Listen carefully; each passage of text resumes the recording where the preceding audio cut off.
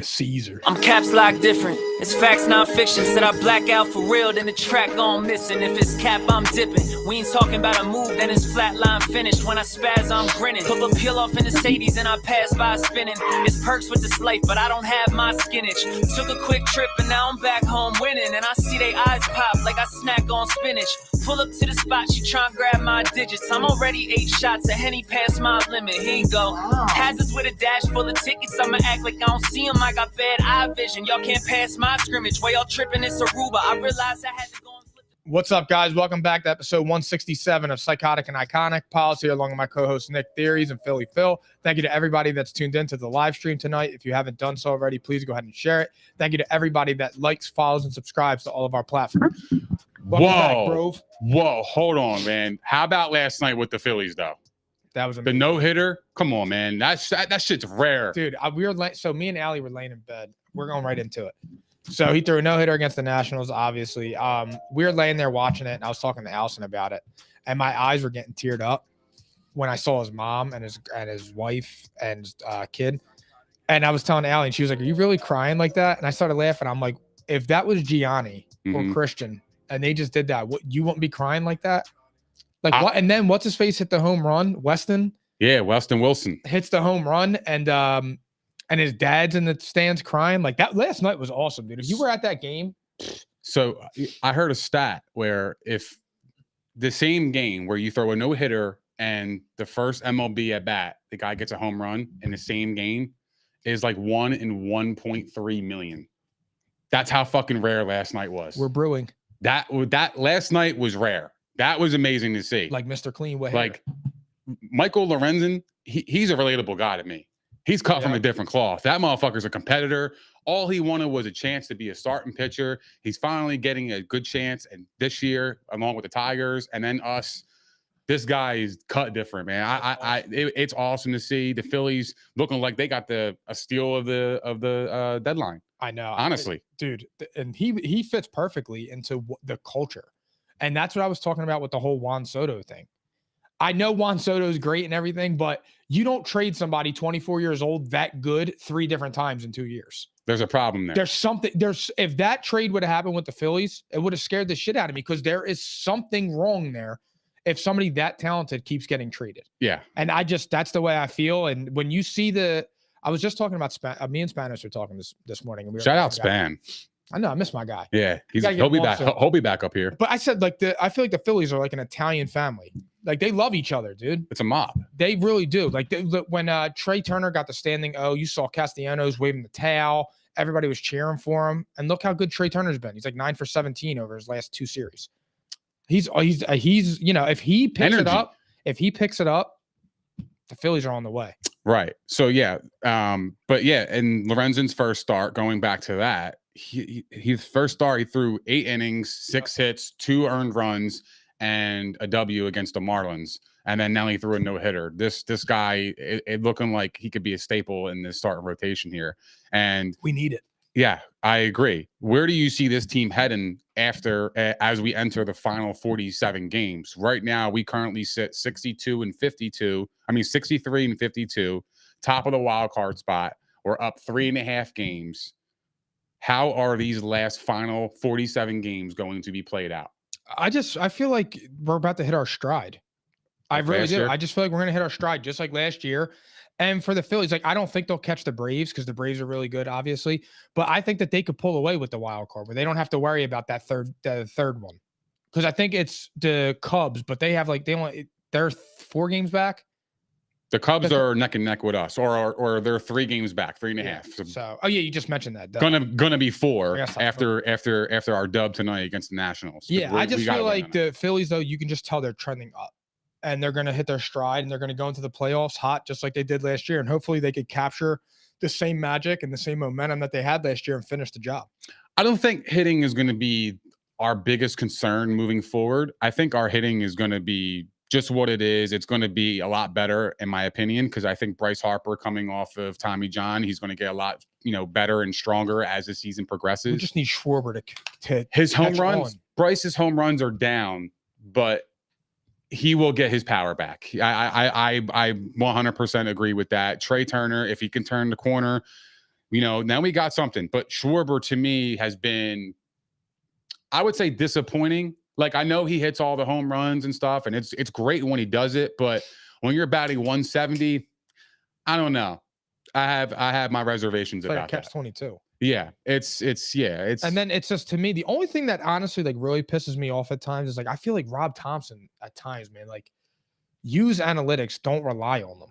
And I feel like there are times where he just relies on them. Like he didn't last night. Last night, I'm happy as fuck that that's he what I'm left saying. in there, But man. you know, Come it's on. just like sometimes he just does shit. Like I don't understand. Bryson Stott should be an everyday player. Right. Bryson Stott hits lefties better than righties.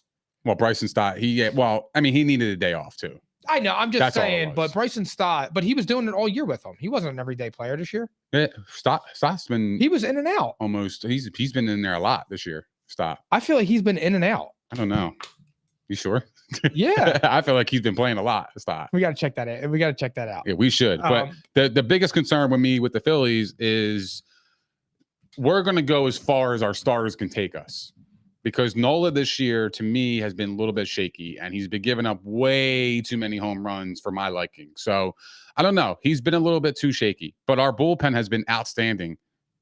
And, we had the ninth best ERA and the 8th overall in hits given up this year in our bullpen.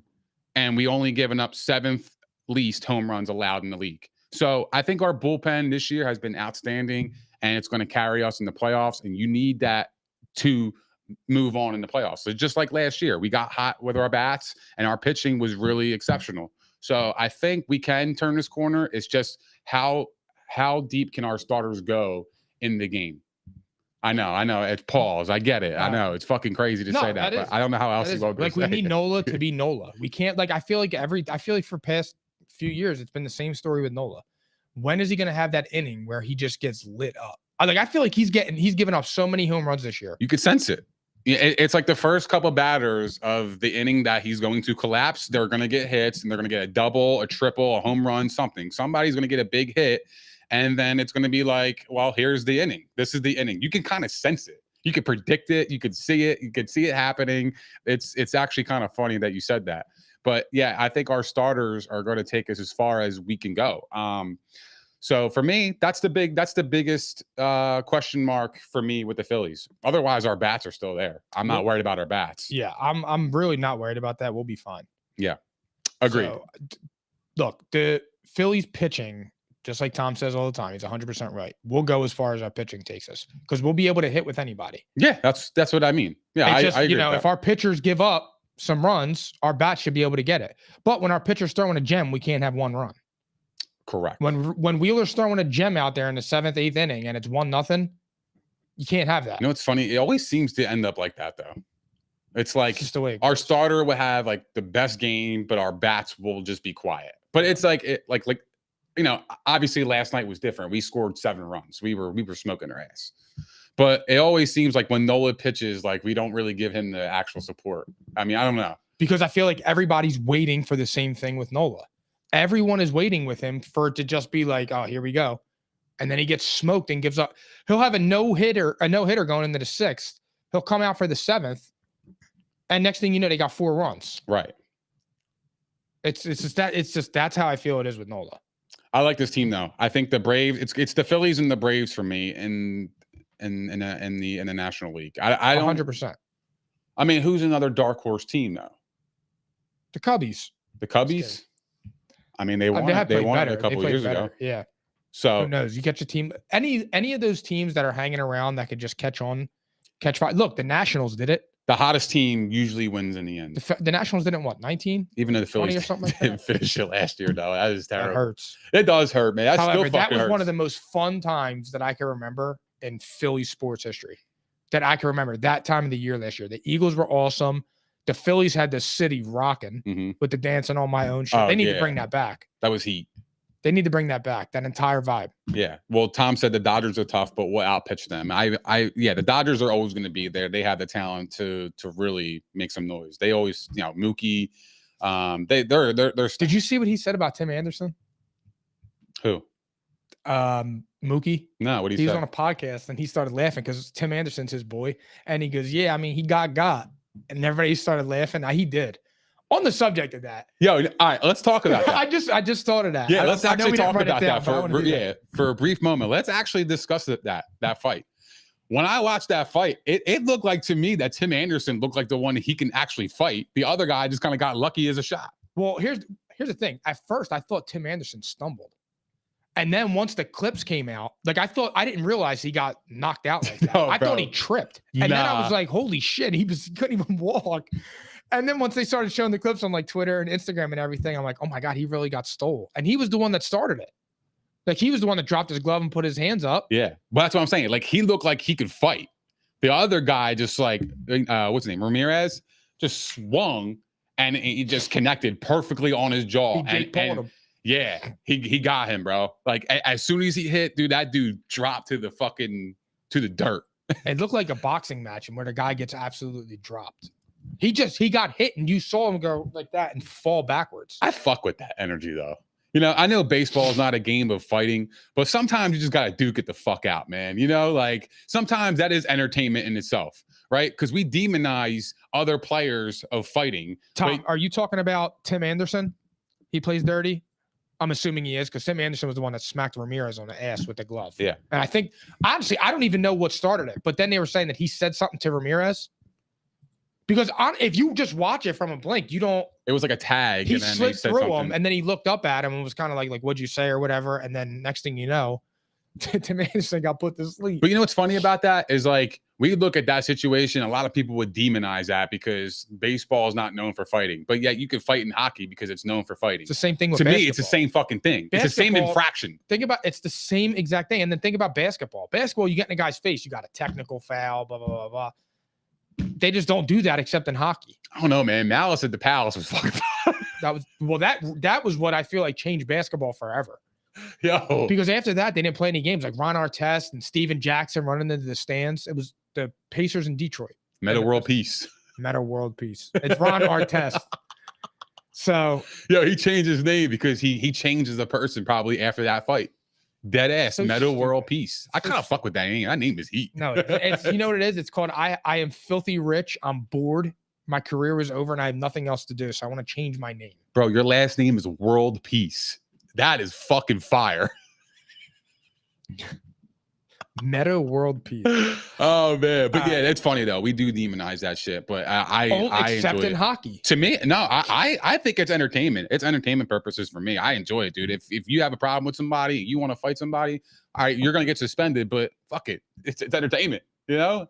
Because Jake Paul gets fucking millions of dollars for fighting, right? But I know it's that sport, but to me, it's like a fight's a fight, in my opinion. Yeah, but you know what it is? It goes back to the same thing, like the professional level of it. Like I'm putting in quotations, the professional, set an example for kids. I mean, that's the whole thing now. That's why, like, that's what the NFL says about celebrating and unsportsmanlike conduct, because they're not being like Troy Vincent, Mike Tomlin, the NFL Players Association. They said that they don't like the celebrations and all that because it's not teaching kids the right way to play the game. Yet when you go and watch a little, Pop Warner football, they're talking more shit. They're talking shit just like people in the NFL. It's funny that you say that, right? So we teach kids these little values, but yet when a player does a domestic violence dispute, he's out for 4 games. Can fucking somebody explain this to me? I know. We're talking about the kids. Yeah. Well, fuck. You can't talk shit at a football game, but you can use a girl's bathroom. That's what I'm saying. It doesn't even make any sense. It's like it's completely contradicting everything that they're trying to portray. It doesn't make any sense to me. Yeah. It's not funny. Yeah. I mean, look, fighting and all that shit happens. So like, I'm not going to make too much of a deal of it. Like, I don't want to fight every day. Well, they're grown men. They have a lot of adrenaline and that's what they do, dude. Like that's their nature. Men, that's what men do. Yeah, men do get the fuck out. That's what they do. I don't know how else you want me to say it. That's what we do. We have a lot of adrenaline. I dropped you before. Yeah, you did. All right, let's pivot a little bit to the NFL because Hard Knocks just came out Tuesday. I watched it. Did you watch it last night? Did I watch it, dude? I was up all night. I couldn't even fucking sleep, bro. I feel like I had a kid. I feel like I was in your shoes. I couldn't even sleep. It was like 2 a.m. and I was like, lock the fuck in. I was saying jet up a little bit. So I was like, watching, hey, yo. You were watching the Jets and I was getting shit on. I prefer being up at 2 a.m. for you instead of me. Whoa. Whoa. Whoa. I didn't mean it like that. Pause. For real. I'd rather be. Let's get off of that. So anyway, all right. So you just said that you're about to be jet up. So I want to hear your thoughts on that because obviously you watched it and had this similar reaction that to what I did. I got two takes. Aaron Rodgers will be a coach in the NFL after he's done playing. I firmly believe that. I think he has. It seems like he kind of like found himself a little bit here. I think he kind of like. I just feel like he's so in tune with his teammates and he cares. And I think the media actually kind of painted him to be a bad guy. They demonized him. They did. And here's why I say that. I think Hard Knocks is the perfect opportunity for Aaron Rodgers to kind of like completely wipe his name clean. I think he's doing just that. I'm glad you said that because I felt the same exact way. When he was telling what's his face to throw it up to Malik, Zach Wilson, he just looked like a coach there. Right. It just looked like that, like instinctually he had it. Right. But for me, I just loved it. Like I'm seeing a whole new. And here's the thing, I always said, like I made the joke, I'm an Aaron Rodgers truth teller because I used to bag on him because I used to say like he had a one playoff run and that was it. Well, After that, it's been tons of disappointment. But that still remains true. Absolutely, it's not like okay, he's a good guy. I'm seeing a different side of Aaron Rodgers. I'm not going to believe that way. I become over the past probably 2 years. I've become such a fan of the person. That it's like I just laugh now when I think about it because like I love Aaron Rodgers the person. Every time like he's talking about his shit, his views, like there's times where I'm really sitting back and I'm like, damn, like I really agree with him. I understand his point of view there. And just seeing him on Hard Knocks, like being a leader, which I never thought he could do. Like he looks like he's at home. He's at peace with everything. I don't know if it was the darkness retreat, the ayahuasca stuff. I have no idea, but he just looks like a changed individual. And I agree with that. And this is what really stuck out to me. I know it's a small detail, but this meant the entire world when I watched this. A defensive lineman was watching Aaron Rodgers play on the sideline as they were doing it. The media is filming the guy. They're talking about Aaron Rodgers, how special he is and stuff like that. He grabs the microphone and says in the microphone, don't believe the media what they say about Aaron Rodgers. Yep. Do not believe them. So that stuck out to me. It's like, all right, this Hard Knocks opportunity for him is erasing the doubts about his character moving forward. And I think this could be the moment that can kind of define his career a little bit moving forward in terms of Hall of Fame status. Because everybody talks about him being a poor leader and all this shit. If you watch it, it looks like his teammates actually disagree with all that shit. They're like, where the fuck is this coming from? It's all cap. Everybody's talking bullshit. But two takes that I have, Aaron Rodgers will be a coach one day. After he's done playing, I think he's going to be a coach somewhere. Whether it's a head coach, offensive coordinator, quarterbacks coach, something, he will be involved on the sideline. Two, Zach Wilson, to me, he's not talked about enough. Because when you are the second overall pick in the draft and you are the guy, you were the next anointed to be the quarterback in New York. And now you are humbled enough to take a step back and let a veteran take your place for the time being and allow you to learn and grow under Aaron Rodgers and not complain and bitch and moan and want to be traded or anything. To me, hats off, bro. I think that's amazing. I think it's the best thing that could have happened to Zach Wilson because he's learning from a true professional that's been doing it for 20 years. But it's underrated. It's underrated. Imagine being drafted number 2 overall, expecting to take over a franchise. Then 2 years later, they're bringing in a veteran to take your spot. And then you're sitting back and you're like, fuck it. I'm going to take this opportunity to learn because one day this could help my career longevity wise. He doesn't lack self-awareness. Correct. He's mature enough to understand like, okay, it wasn't working out. I could learn from a top 10 quarterback of all time to ever play this game. Or be traded somewhere else, get an opportunity and fall flat on my face. And then I'm forever a backup or I'm out of the league. Yeah. That's so he's taking the humble route of saying, hey, this is probably my best chance longevity of being in the NFL by sitting back and learning from Aaron Rodgers. I think that's amazing. I think that's not talked about enough, to be honest with you. And I gut feeling, I think Rodgers and Wilson are going to be really tight. I can see it. I think after Aaron Rodgers is done playing, I think Aaron Rodgers is going to coach the Jets and he's going to coach Zach Wilson. He's going to be just a gut feel. He's going to start as a quarterback coach. Just a gut feel. And he's going to be with Nat Hackett. Just a Yeah, I love that angle. Too, just to a be gut honest. feel. I think Rodgers is going to coach Wilson. Could you one day in the imagine? Jets. Could you imagine, dude? If remember when we were talking about Derek Carr and you said how the magnitude of Derek Carr were to win a championship with the Jets, that like it could propel him to like a Hall of Fame career. Hall of Fame. Could you imagine though if Aaron Rodgers did that? Like imagine if Aaron Rodgers won the Super Bowl this year after he couldn't do it for 13 years with the Packers. He comes to the Jets, takes that young team that won 7 games last year, wins a Super Bowl. Dude, he's a top 5 quarterback of all time instantly. Correct. He would cement his legacy as top 5. But here's the thing. You know what else it would do? People are going to forget all the bullshit that happened those last 13 years. Of course they are. And he's going to go out on top and remembered for what he did with the Jets. Because New York is the biggest media in the world. Yes. You know, them in LA. He could legitimately, the position he's in right now, he could legitimately change the entire narrative about himself.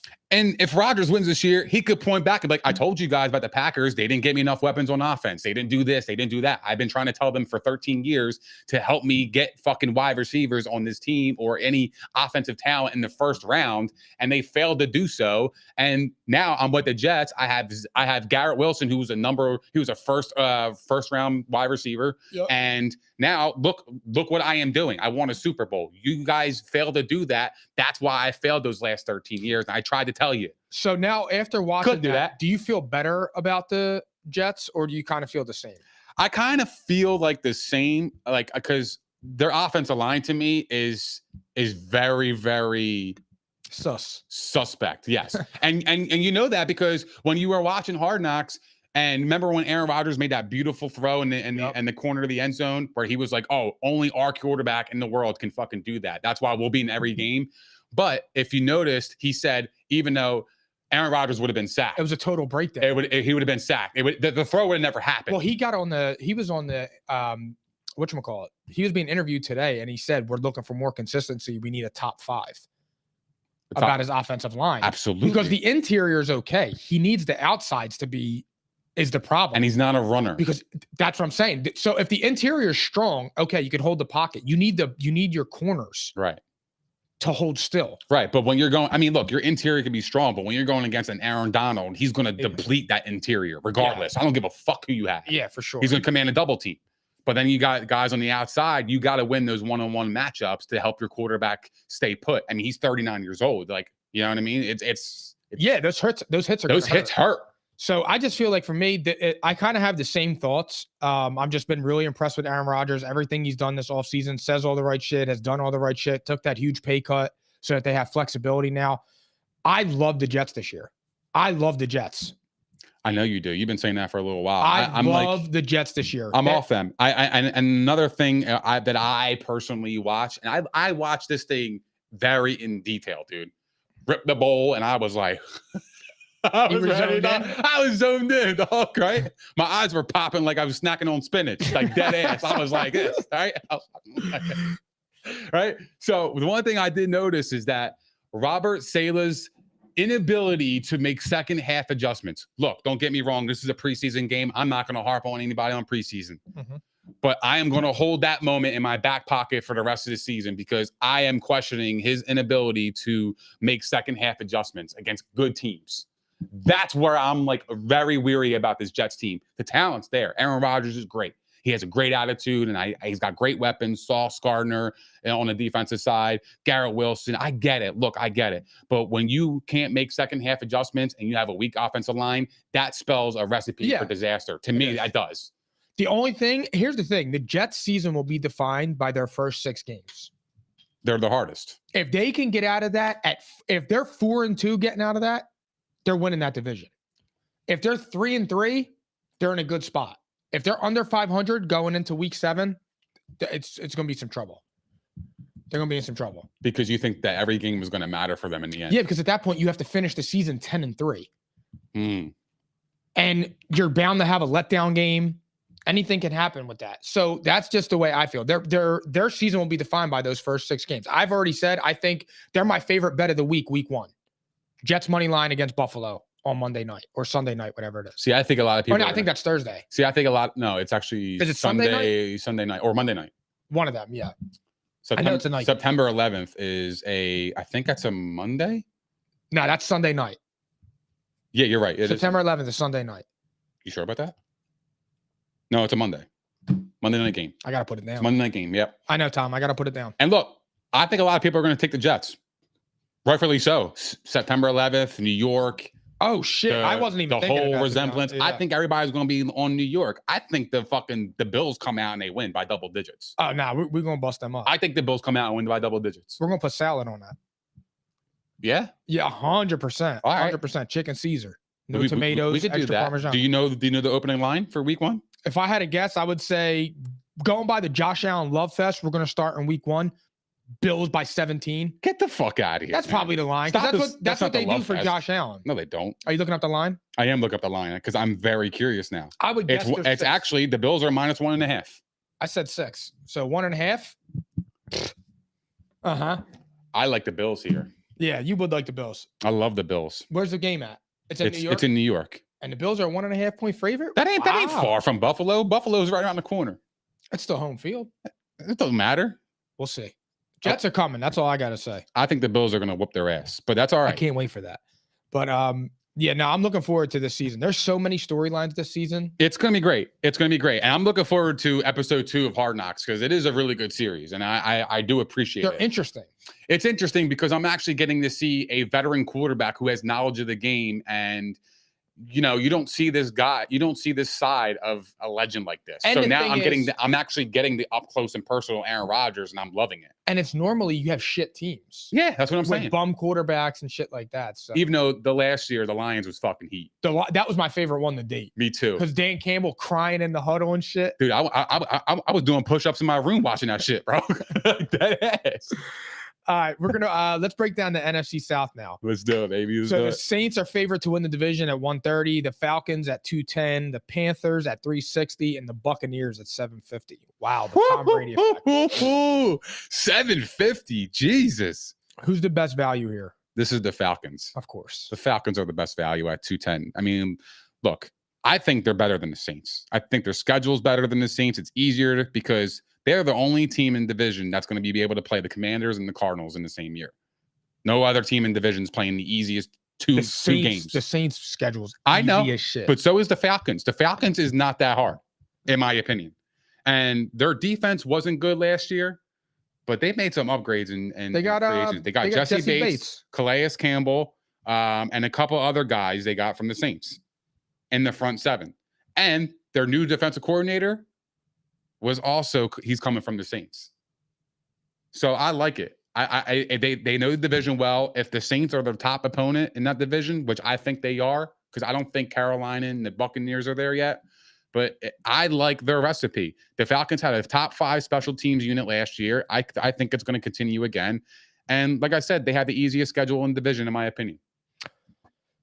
I feel like the Falcons went from the sleeper team to like an overwhelming favorite. Everybody is picking the Falcons. I would roll the dice here and I would take the Panthers As the best value. I don't hate that. I mean, 360 is big value. You got Frank Reich. I think Frank Reich is a good coach. I think what happened in Indianapolis wasn't really his fault. They didn't really give him anything to work with. 3 different years, 3 different quarterbacks, the Carson Wentz debacle, 90-year-old Phillip Rivers. But I feel like the Panthers, they got Bryce Young. They added Adam Thielen, who's nothing special, but he's a veteran. He's won before. You got Miles Sanders. I just feel like the Panthers defense didn't go anywhere. Last year, they were okay. They started to catch on at the end. They got a tough first 6 games, though. The Panthers? Yes. They play the Falcons in Atlanta. They play the Saints. They play the Seahawks in Seattle. They play the Vikings at home. Then they play in Detroit. Then they play in Miami. That's a gauntlet, if you ask me, the first 6 Yeah, I take that back, and I'm just going to roll with the Saints to be the favorite. But that's brutal for a fucking rookie. Listen, hear me out. Then they play the Texans. Then they play the Colts. Then they play the Bears. I think to me is 3 winnable games. Then it's the Cowboys. Then you got Vrabel and the Titans. Then you got the Buccaneers, which is Todd Bowles. These are defensive masterminds. You have Dennis Allen twice, defensive masterminds that are going against a rookie. The Falcons again, then the Packers. The Packers, I don't know about them. Then you got the Jags. It's Doug Peterson and Trevor Lawrence, who knows their schedule's brutal. That's what I'm saying. And then they end with the Buccaneers. I mean, look, the Buccaneers to me, I want to root for the Buccaneers so bad They're gonna be because so bad. I'm a Baker Mayfield fan. You know what I mean? And there was a part of me, like I joked before and said, why can't the Bucs win the division? I don't think the division's that good. If Baker could be anything of what he was his first few years in Cleveland, like their team, they still have players. But at the end of the day, I watched that team struggle with Tom Brady because Todd Bowles is a terrible head coach. Their offense was garbage. And now you're replacing if Tom Brady couldn't do it, Baker Mayfield's not doing it. And I'll fight tooth and nail for Baker. But at some point, it's like a reality. I didn't like it when he went there. I said it when I saw him sign there. I'm like, why would he do that? Because this is probably his last opportunity to start, and he just blew it. Unless something magical happens and overnight Todd Bowles learns how to call offensive plays, but they couldn't gain 3 yards last year. I know. We talked about this all the time. Yep. It was 3rd and 2, and it was 4th and 6. So I think that I like the Saints in this division. Do you think they're gonna be king of the North? I do. King of the South. I do, and they have a really high over/under win total. I think it's due to their schedule. Okay, so now I'm going to take a page out of your playbook here. This is the reason why I think the Falcons are winning. Dennis Allen has never won more than 7 games as a head coach in a season. Thanks. I know they got Derek Carr. That's great. He's going to be a world difference for them in the locker room and stuff like that. My concern about the Saints, the long-term season health. Michael Thomas has battled injuries more than anybody in the league the last 5 years. He sucks. Right? Alvin Kamara is out for the first 3 games. He's also been nicked up the last couple of years as well. I question their ability to be healthy all season. And if Derek Carr couldn't make noise with Devontae Adams, the fuck's he going to do now? Right?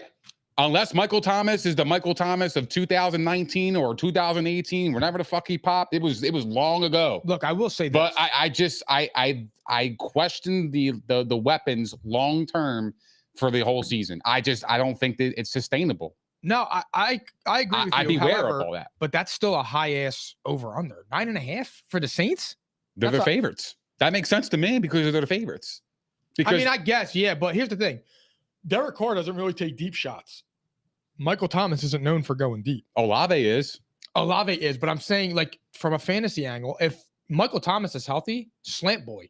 He's a perfect wide receiver for Derek Carr. Right. Because Derek Carr is like Alex Smith, that short intermediate shit. But I've said this from the moment that Michael Thomas hurt his ankle and was out for 3 years. The guy doesn't love football. Right. He stinks. Get me another wide receiver in this offense. I'll be talking a lot differently. Look, here's the thing. Personally. Last year, we were laughing about this because you like the Saints. And I said, I don't trust Dennis Allen. I think he's horrible. They lost Sean Payton, who's an offensive guru. And now I feel that way. But now, like, I'm looking at it and I'm like, okay, like, I don't care who wins this division, obviously. But it's like, I feel like all 3 teams, with the exception of the Bucs. And there's a part of me that thinks like the Bucs have like a small chance because they still have a talented roster. Well, if you're going to go by the best value, I mean, at $750, just sprinkle some shit on that, and maybe you hope for a prayer. But you saw them last year, dude. And then you're replacing Tom Brady with Baker Mayfield. Like that's just not good. I went off schedule in this division because this division to me is a toss up, and I just think the Falcons are a lot more talented. I like what they have on offense, I like their defenses. They made upgrades on defense, and I can't argue with that. And they have a top 5 special teams unit, and that matters. All 3 phases matter in the end. I'm going to say this: if Desmond Ridder can be average, the Falcons win this division. Who did you compare him to one time? Ridder? I said he was similar to Marcus Mariota's style, except he's younger.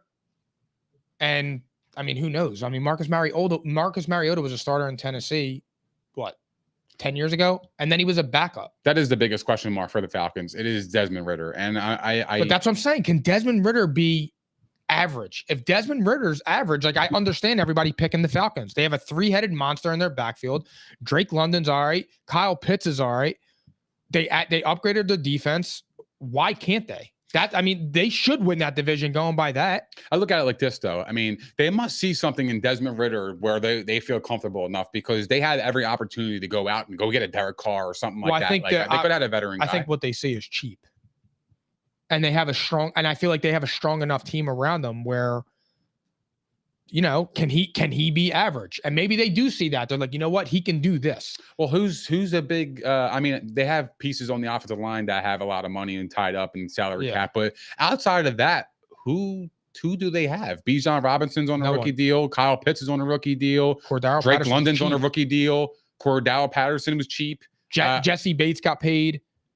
Yeah, but they needed to bolster up the defense, and Yeah. that's okay. Like that's smart. That's an area of concern and need. So, and in a passing league, you need defenders back there because otherwise you're going to get fucking smoked. Yeah. And then now you're going to have if your back end of your defense gets smoked per game and you're giving up 300-400 yards through the air, now you got to expect your young quarterback to go toe to toe with that and week in and week out. And realistically, that ain't going to happen. Yo, here's the thing. Honestly, after going over what we just talked about, I don't know what I was on thinking about the Saints. I'm going with the Falcons too. Because here's the thing. I'm not overthinking it. I'm overthinking it right now.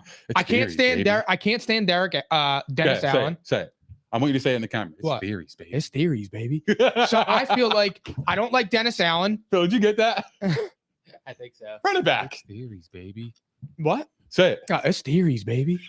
So anyway, can I get my point across, please? Yeah. So here's the thing. I don't like Dennis Allen. I don't think Derek Carr, when you have a mid-level quarterback and he switches teams, I don't think all of a sudden he's going to turn it on. So why not bet on the Young Bucks that have a way more talented roster than the Saints? Mm-hmm. I actually agree with that. And I'm done getting scared of everybody talking about the Saints. There's a reason everybody's talking about. You told me the about Dennis Allen, bro, Yeah. and I looked up his stats. He never won more than 7 games. He's horrible. And now you added another game? It's Yeah. like, bro, like he's going to lose again. So Yeah. it's like, And here's the thing, too. I feel like there's a lot of pressure on Derek Carr. I think there's a lot of pressure on the Saints in general. Yeah, as an organization. Because they are the favorites to win after getting a brand new quarterback. That's a lot of pressure. And that ain't Tom Brady walking through the door. Brady can handle the pressure when he went to the Bucks. And Michael Thomas is coming back now, which I think is only adding pressure because it's going to be like, okay, what happens if Derek Carr isn't performing and Michael Thomas isn't getting the ball? Is his ankle going to hurt again? Right. Because you know damn well the last year he sat out because they didn't have a quarterback. Yeah, he was capped. And he got paid. Yeah. It was capped, so he dipping. I do like Olave. I think Olave is going to have a big year. I really like him. Olave is very good. Yeah, I think he's the guy that's going to shine. Truthfully. But other than that, I mean, look, the Saints, to me, they need another wide receiver because, like I said, I don't trust Michael Thomas long-term in the whole season. I just, based on the history of what we saw the last couple of years, we don't have much proof of that. So if you could pair Olave with another dynamic wide receiver and you get Kamara back, possibly sign Kareem Hunt, like we talked about last episode, Yeah. now you got something. And now I'm looking at it like, okay, I think the Saints could win this division, but they have to get that other wide receiver for me to feel comfortable picking them. This should be a fun division to watch because I think all the teams are going to have similar records with the exception of the Bucks. Right. And if the Bucks by some miracle are in it, you know what I mean? Then it just makes it all the more interesting. So, Saints, okay, you're doing the over under? Yeah, so over under 2.5 teams to make the playoffs. I have under. I got one team, obviously, the division winner. Me too, and that's the Falcons. Yeah, over under 9.5 wins for the Saints. Under. I have under. I have them at. I have them under. They're 9-8 for me. I would probably say 8 and 9. I'm going to say 8 and 9 or 7 and 10. Yep. Falcons over 8.5. Over. I have them over. I got them 9-8. I had the Saints and Falcons with the same record, but I had the Falcons beating them twice to win division. That was my projection. Panthers over under 7.5. This was tough. I'll say under, but I think they're going to be right near that 7 mark because that for a rookie quarterback, that's a high number. I got 7 and 10. I got them going under, just under by half a game. Buccaneers over under 6.5. This is bullshit. Go ahead. This is your guy. I'm saying over. Okay. I'm going to put him right at 7. The Bake Show? I'm going to put the Bake Show so he can give me 7. Pause. Whoa. My bad. And that's not the title either, Phil. He can give me 7 is crazy. That's the title. Write that down. That's perfect. I got them under. I got them 6 and 11, and I think that's kind of being generous. Honestly, bro, with you, I would be shocked if Baker Mayfield starts 10 games and if they win 5. I think, because that's truly how I feel. I'm just saying over, like having a joke here because obviously I root for Baker Mayfield. Can I rattle off their schedule for you? I saw it. It's not easy. It's a fucking gauntlet. It's hard. They play in Minnesota. They play the Bears. They play the Eagles. They play the Saints, the Lions, the Falcons, the Bills, the Texans, the Titans, the Niners, the Colts, The Panthers, the Falcons, the Packers, the Jags, the Saints, and the Panthers. They have one. They have one guaranteed win, I would say, and I would give them the Texans. And here's the thing: I think the Texans are going to be better than I think they're. Me too. Me too. Looking at that, when I looked at that schedule, I'm dead serious when I say this: the Buccaneers have a chance to be the worst team in the league and get Caleb Williams next year. I think that's what they need to do.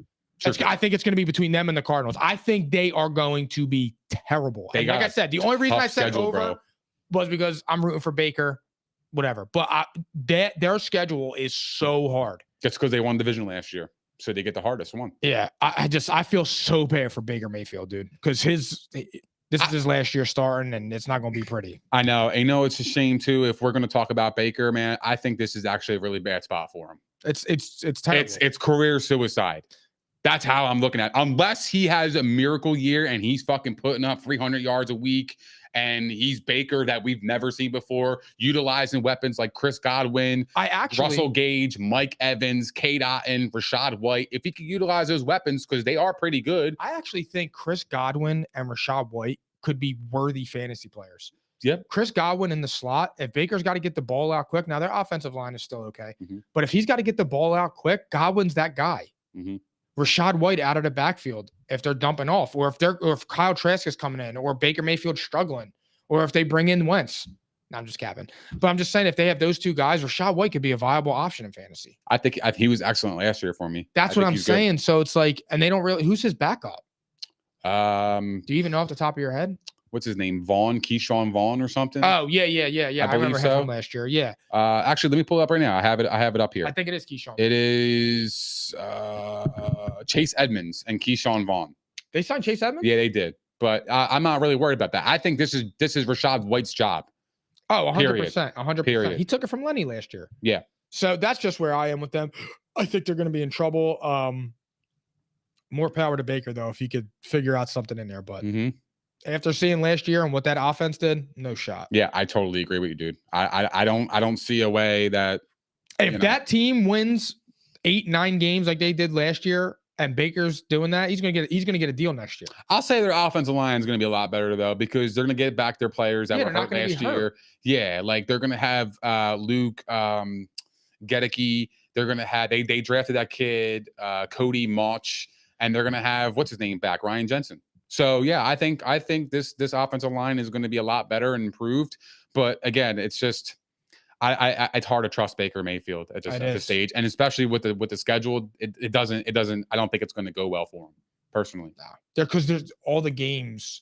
There's no layups. In there. Right.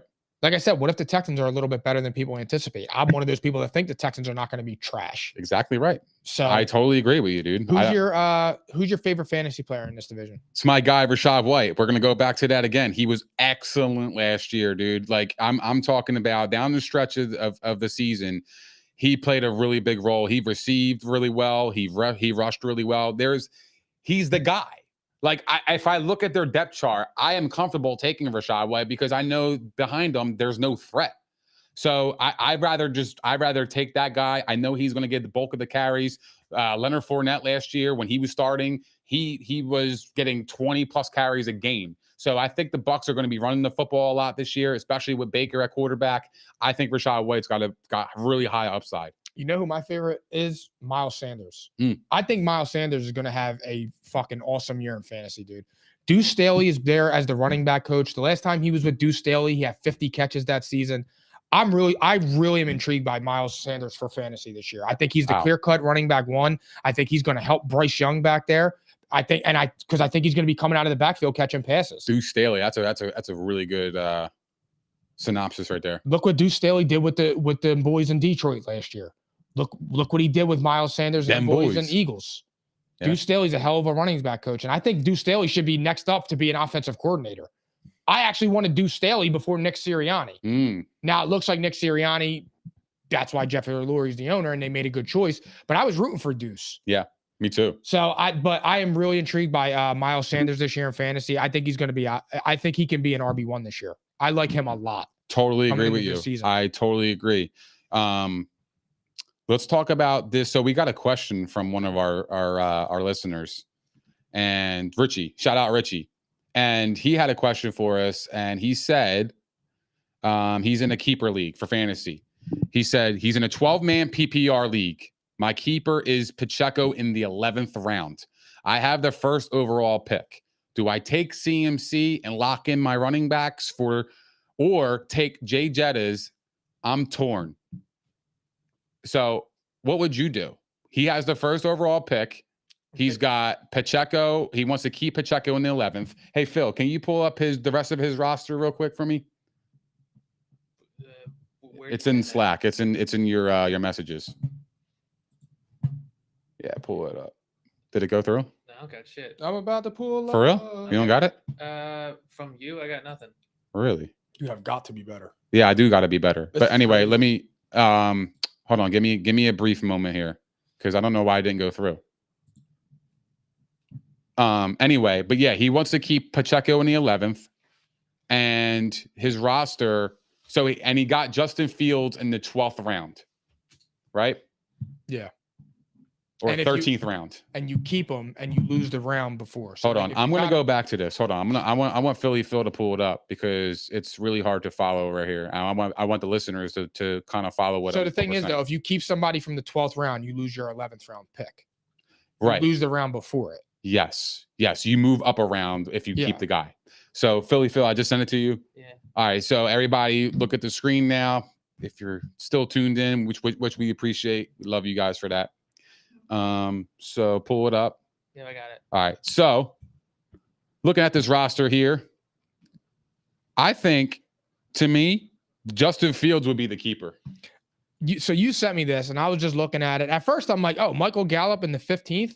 I love that pick too, because I think Michael Gallup's going to have a good year this year.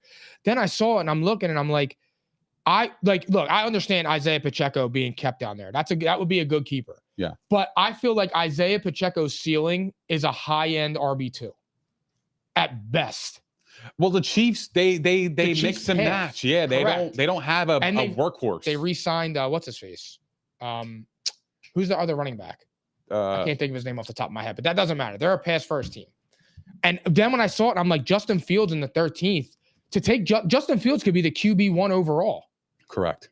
Justin Fields' ceiling is insane. And to get Justin Fields, McKinnon. That's Jerick McKinnon, and to get Justin Fields in the 13th, you lose your 12th round pick, and you have the first overall pick to get Eckler, CMC, or Justin Jefferson. I mean, if you have Justin Fields and Justin Jefferson, you got 60 points a week. And PPR that is. This is PPR too. That's you have 60 points a week potentially off the bat between two players. I would pick Justin Fields and I wouldn't even think twice. That's not even like that's easy to me. That's all day long. Justin Fields in the 12th round. Justin Fields, I can't even imagine what he's going to go for in a snake draft. So you would take Justin Jefferson over CMC, number 1 overall pick? I lean towards the running back. No, I said Justin Personally. Jefferson, Eckler, or CMC. Okay, yeah, Eckler. Those are the three I think should be like everybody should be looking at. But I think Richie said CMC, so it was either he's already made up his mind, CMC. But I think Eckler. I was just saying Eckler because he should be in that conversation. Oh, absolutely, especially with Kellen Moore as the offensive coordinator. what I'm I talking think it's bombs away here. I think Austin Eckler is going to have the same amount of touches. Is Tony Pollard, maybe more? Who's more talented, Tony Pollard or Austin Eckler? Austin Eckler. And Austin Eckler's been a starter. He's handled a full season's workload before. You saw what Kellen Moore did to Tony Pollard last year. He's going to put him in the right spot. Watch what Kellen Moore does with with Austin Eckler this year. But I don't hate to see CMC number 1 overall. He's going to, because CMC to me, like the running back position is so thin that like, okay, yeah, you take the best wide receiver off the board. It's PPR. Justin Jefferson's he's going to get you 20 a week, right? But my thing is, if I look at the long list of wide receivers, I can go get a really good wide receiver in the 3rd and 4th round. You can get Amon-Ra in the 2nd. So if I was Richie, I probably would keep Fields. I have my quarterback. I don't have to reach high to get a quarterback or waste a mid-round pick for a quarterback. I get it in the back end of the draft, especially a guy like Justin Fields with his ceiling and running ability. To me, it's a no-brainer. I'm taking him and for my 12th pick. Now, number 1 overall pick, I'm going running back. Number 2, I'm going running back. Number 3, I'm going wide receiver or tight end or whatever you want to do. Because to me, wide receivers, there's a plethora of them. And I think you can get some really good value in the 5 to 7 round. And the same thing always applies. It's so much easier to find a steal at wide receiver on your waiver wire pickups. Somebody pops. Absolutely. All that happens. That rarely happens with a running back. Absolutely. I feel like running backs don't come out of left field as much as wide receivers do.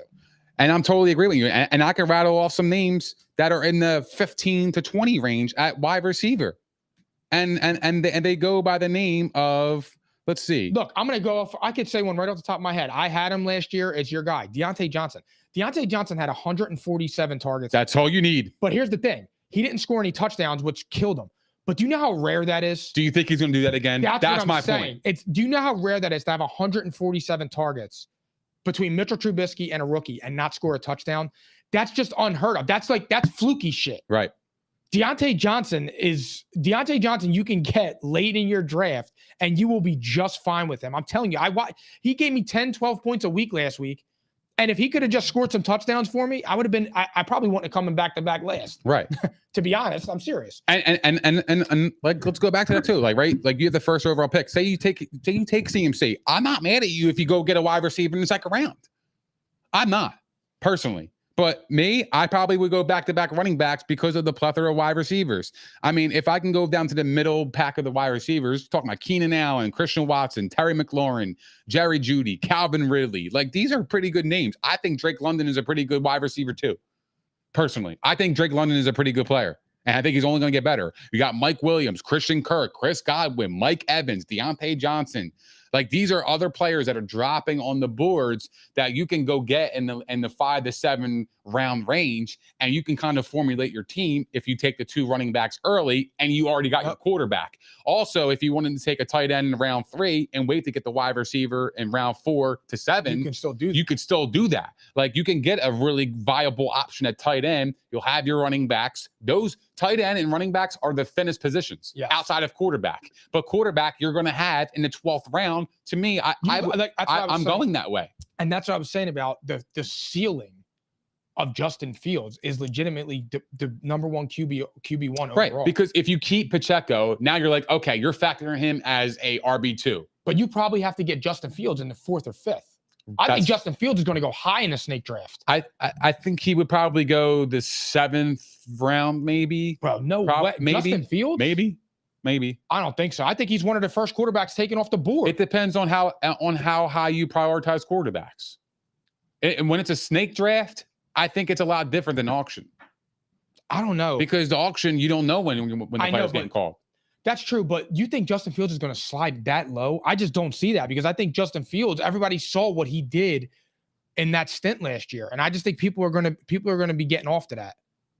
Maybe. I really do. I think Justin Fields is going in the 4th or 5th. Now, look, we do auctions, so it's very different. I'm not as familiar anymore with snake drafts. Yeah. Because I don't really care about them because, our league is it's tough. Different. It is different. Our league is very different. A lot different. And you have to think on your feet in a split second. But if Fritchie got CMC with the number 1 overall pick, he came back around and say he got like a Josh Jacobs or a Ramondre Stevenson type of runner. That's perfectly fine. To me, that's a home run. If you put CMC with either of those two, you got your running backs all set, and you have Justin Fields, I mean, you could legitimately have 85 points between 3 players every week. Right.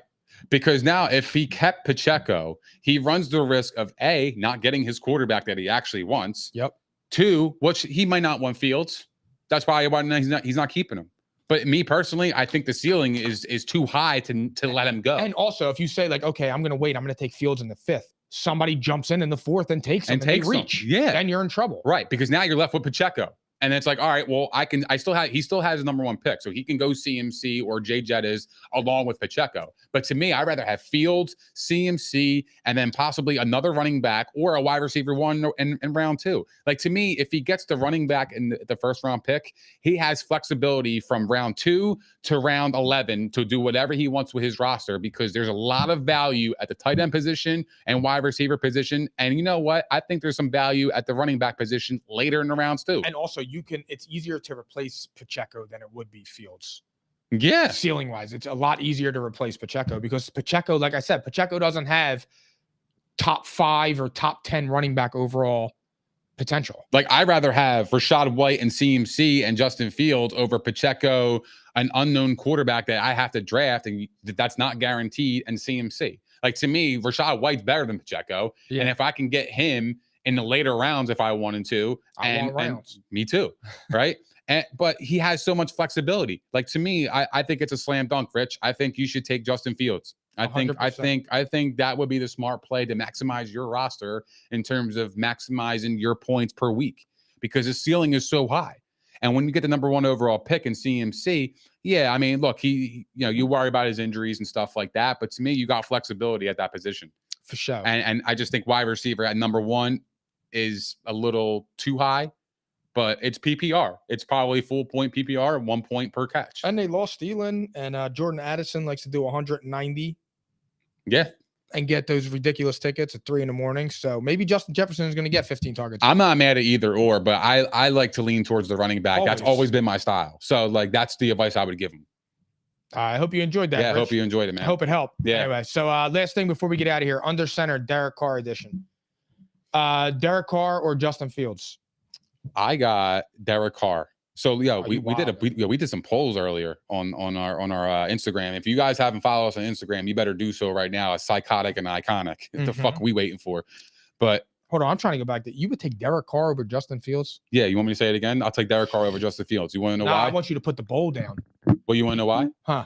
I think Derek Carr is a better quarterback. At 61 and 78 as a starter. Okay, what's Justin Fields done? He could run. So I'll take the younger, more athletic guy over the proven mid. All right, we're talking about proven mid, but we forget what he did 2 years ago with the Raiders and took them to the playoffs. Hey, he caught lightning in a bottle. That's all you need. That is, but I'm going with Justin Fields' upside talent over Derek Carr. Derek Carr over Justin Fields? You don't even have Derek Carr winning that division. Do you want me to say it again? I don't have fucking Fields. I have Fields last, bro. That's a harder division. What's harder, the NFC South or the NFC North? And don't cat. It's the NFC. Or I'm dipping. It's the NFC North. Yeah, I appreciate it. I mean, come on. Like we're comparing apples to oranges here. But no, we're not. No, we're not. No, we're not. And not at all. We're not comparing fruit. Fam, if you put fucking Derek Carr on the Bears, I think they would be a little bit better. You're out of your fucking mind. Oh my God. You think Justin Fields is better than Derek Carr? Like, yes. For real? Yes. Is he a better passer? They're similar. Derek Carr ain't all that as a passer now. What are we talking about? This is fucking absolutely insane. Derek Carr, bro. Like he could pass the football. He's a good thrower of the football. He's all right. He just makes poor decisions at times when you need him best. And that's okay. But I'd rather take the proven commodity that could fucking throw the ball over somebody who misses a guy wide open 5 feet away and oversails him by 20 yards. But I have 130 games of evidence that Derek Carr is Derek Carr, a mid dude. And he got paid by the Saints, so how mid is he? He got the bank. They were desperate, dude. Who was their quarterback last year? Andy Dalton? Okay. I mean, obviously, Derek Carr's an upgrade over Andy Dalton, but if you're playing right now, you would take Derek Carr over Justin Fields. I'll say it again. I'm taking Derek Carr over Justin Fields. And for the fourth time, you're unbelievable. But the audience on our Instagram polls, they actually agree with you. It's 67% Justin Fields, 33% Derek Carr. Well, I'm glad to see that our followers aren't smoking wet. That's all right though. Listen to theories. It's theories, baby. That's theories. Derek Carr over Justin Fields is wild to me. Yeah, I'll say it again. Just wild, fam. You want me to say it again? Mm-hmm. Derek Carr over Justin Fields. No, I don't, because I want this to die down. Derek Carr or Kenny Pickett? I got Derek Carr. Again, I'm taking Kenny Pickett. I love Kenny Pickett's upside, but we talked about that. I think they're going to be the Steelers are a playoff team this year. They're my sleeper team. I'm a big fan of Kenny Pickett, bro. 57% Derek Carr, 43% Kenny Pickett. Interesting. I like how you're going off of this. This is cool. This is great. Derek Carr or Tua? I took Derek Carr. And the only reason why I took Derek Carr was because I am fucking scared of Tua's injuries. And that is the only reason why. Otherwise, I think Tua has a way better upside in the next couple of years. I'm going with Tua. But I understand your logic. That was the only reason why I did it. And here's the thing. It scares me too, but like Tua is on the verge of becoming like one of the most underrated quarterbacks in the league. I agree with that. Look at that dude's record. Look at the stats he was putting up last year. Tua had the Dolphins humming. Unfortunately, the guy got concussed. I know. He just needs to learn the fall. That was the only reason why I did that. He just falls like a toddler. He don't brace himself. He just falls and lets his head smack the ground. Yep. So, but I would take Tua on that. So with the audience took 62% to it, 38% Derek Carr. All right. Derek Carr or Jordan Love?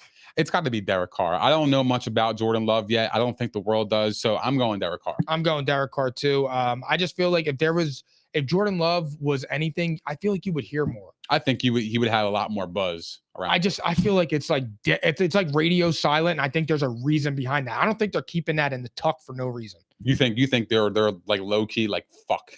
Yeah, I think because they could have bolstered their team when Aaron Rodgers was about to have an MVP season, and I think that they bit the hand that fed them, and it's about to catch up to them really bad. Like I said, the only thing with the Packers that has me totally confused is that line. Yeah, I totally agree. The audience agrees with us. 79% Derek Carr, 21% Jordan Love. Derek Carr or Geno Smith? I took Derek Carr because to me, Geno Smith was a one-year dude, and that was it for me. He had one great year last year, and I tip my hat off. But if I go to body of work, I'm going to take Derek Carr. I'm the same way. I'm taking Derek Carr.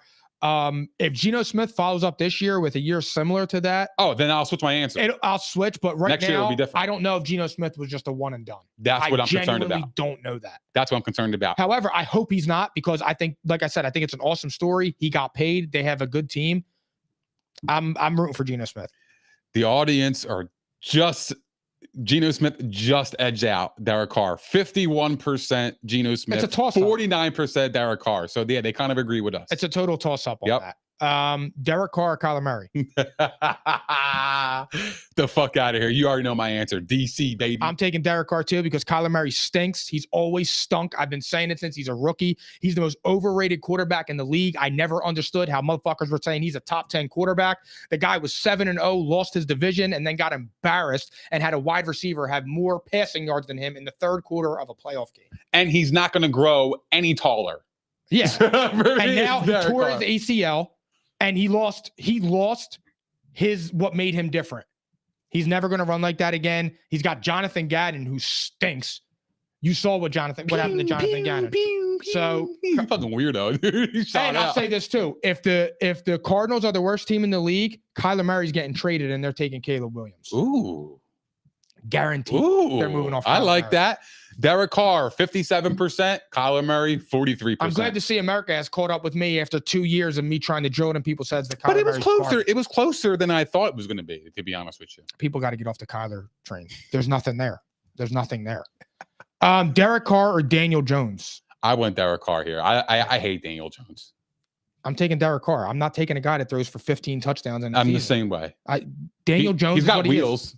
Yeah, I appreciate his wheels though. That's fine, but the tires might be a little flat. Oh, all right. He needs to put some air. Derek Carr has wheels too, but he has a little bit more air in him. He's a car. Yeah. All right. The audience agreed with us. 60% Derek Carr, 40% Daniel Jones. Derek Carr or Jared Goff? I want Jared Goff. Me too. Jared Goff I think he's the most underrated quarterback in the league, personally. Been to a Super Bowl. Nobody talks about his Super Bowl appearance. Nobody talks about his success last year and turning around the Lions franchise in a quick span like that. Because not for nothing, he was left to die in Detroit, and he turned that shit around. I tip my cap. I'm gonna go Jared Goff.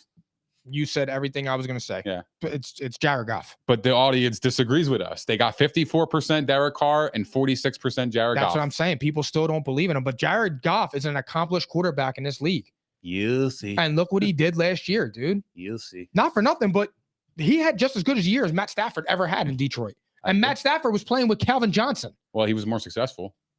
So almost. Well, because he had Stafford did go to playoff, yeah. He had one playoff season. But Jared Goff's been there for I saw something on 2 years. Yeah, I saw something on Twitter today, and it was like John F. Kennedy has only missed one Lions playoff victory. I saw that. Yeah. Wait, what? Say this again. John F. Kennedy has only missed one Lions playoff victory. He was killed in 1968. Wow. Yo, that is a crazy stat. That's why I'm rooting for the Lions this year, dude. Me too, man. They're biting off kneecaps week 1 too. For sure. Derek Carr or Russell Wilson? Derek Carr, dog. I don't care. I'm DC. mad you said that. I don't care. Derek Carr. I'll take Derek Carr over him. I'm taking Derek Carr because I think Russell Wilson's washed up. Yeah, we went over it. At best, he's a top 9 quarterback in the AFC. I think it's over for Russell Wilson. I don't think he wants to run anymore. And I don't think that the last 2 years for Russell Wilson have been trash. And I don't think Russell Wilson from the glory days in Seattle is coming back. And I don't give a fuck. Sean Payton isn't fixing what Russell Wilson doesn't want to fix.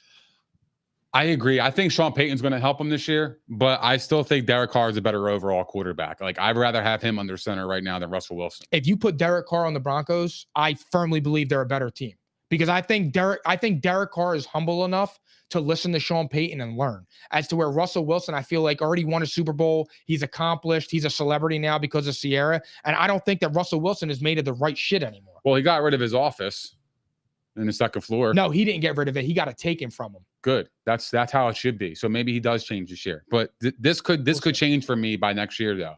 I will say that because even though I think Russell Wilson is washed, and I said that the last couple of years, I still think that Sean Payton being there is going to be really, really beneficial for him in his career. See, bro. Because Drew Brees was on the downside, and they were still successful. They were, but they had Alvin Kamara, they had Mark Ingram, they had Michael Thomas. But they got Javonte Williams, they got Cortland Sutton, they got Jerry Jeudy, they got Greg Dulcich. I like him. By the way, they have weapons. I'm not going to. They do, but Javonte Williams is coming off an ACL. Jerry Jeudy, he gets hurt. Everybody talks about Jerry Jeudy. He hasn't popped yet. And Special every talent, year though. They're talking about he's going to pop. Special talent, though, because I think he has the burners to really. He does. He's just got to put it all together. And it's like, yo, it's been 3 years, bro. Right, but you got to respect his speed, and you got Cortland Sutton. But anyway, the audience actually agrees with us just by a thin of hair, dude. 52% Derek Carr and 48% Russell Wilson. They agreed with us by Caesar. Yep. So I love you, Caesar. Derek Carr or Brock Purdy? I went Derek Carr here. If that poll says Brock Purdy over Derek Carr, I'm gonna snap. Well, it's not that close. I don't think it's 2-1. Who? So Derek Carr is 67%. Brock Right. Purdy's 33%. Okay. So yeah, I think they agree with us. But hey, if Brock Purdy has another year like that, we'll revisit this next year too as well. Of course, but I don't know about Brock Purdy because can he recreate that again? I don't know. You know what's funny? You know what's funny about Niners to me are an enigma. This segment is so fucking funny. I took Derek Carr out of everybody except for Jared Goff, and I didn't even pick him to win the division. But I still respect his talent as a thrower of the football. I think he still has the goods when it comes to that. It's just he was with the Raiders last year. They fell flat in their face. He got benched. It was just a bad year for him. I think he could bounce back. But I don't know how much. He's non-perishable. You don't think so? I don't know. I think we're sleeping on him. All right, guys. That concludes episode 167. Thank you to everybody that was tuned in. We'll see you guys on Tuesday. Theories, take it away. Thank you guys for hanging out with us. We appreciated all the love, support, and the comments. If you guys haven't done so already, please don't forget to like, subscribe, and hit the notification bell on YouTube. We are also available on Spotify, Apple Podcasts, Google Podcasts, iHeart, Megaphone, Stitcher, and all that other shit. Jesus Christ. Get it together, I was bro. reading the comments. What the fuck are we doing here? Suck my balls. If you guys also please go follow us on all of our social platforms, as you guys do not want to miss our daily content as we are dropping on your fucking head tops daily now. So check us out on TikTok, Twitter, Instagram, and Facebook. And we will see you guys next Tuesday at P&I, baby. Enjoy your weekend. I'm caps lock different. It's facts, non-fiction. Said I black out for real, then the track gone missing. If it's cap, I'm dipping. We ain't talking about a move, then it's flatline finished. When I spaz, I'm grinning. Put a peel off in the Sadies and I pass by spinning. It's perks with this life, but I don't have my skinnage. Took a quick trip and now I'm back home winning. And I see they eyes pop like I snack on spinach. Pull up to the spot, she tryna grab my digits. I'm already 8 shots, a Henny past my limit. Here you go. Hazards with a dash full of tickets. I'ma act like I don't see them. I got bad eye vision. Y'all can't pass my scrimmage. While y'all tripping, it's Aruba. I realize